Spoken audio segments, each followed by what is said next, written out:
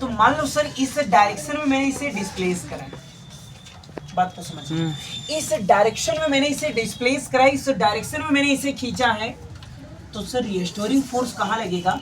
तो restoring force हमेशा पीछे लगता है। रिस्टोरिंग फोर्स हमेशा कहाँ लगता है? पीछे लगता है। सर ऐसा क्यों होता है?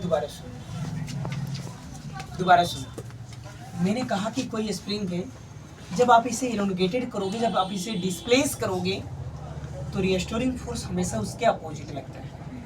अब सवाल ये है कि सर अपोजिट क्यों लगता है? वो इसलिए ताकि इसको दोबारा अपने शेप और साइज में क्या कर ले?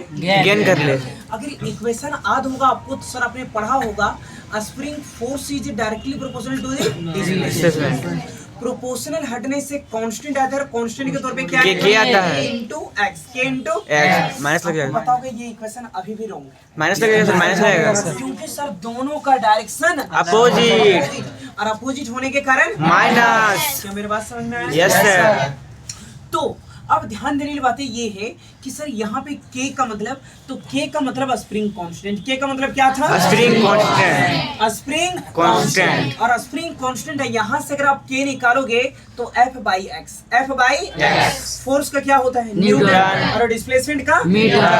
तो मेरे बच्चा, मेरा कहने का मतलब है कि मान लो सर कोई एक स्प्रिंग है, एक नॉर्मल स्प्रिंग है, और इस स्प्रिंग को मैंने इलोंगेटेड किया, यानी पहले के कंपैरिजन में मैंने इसे खींचा है।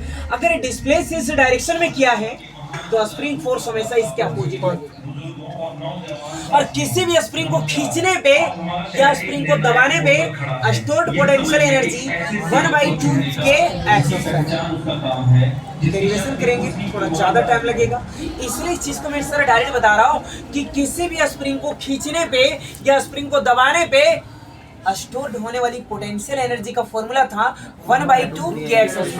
ध्यान रहे K का मतलब स्प्रिंग कांस्टेंट, और स्प्रिंग कांस्टेंट जिसका यूनिट न्यूटन पर मीटर। इसका नॉमेनक्लेचर बड़ा इंपॉर्टेंट है।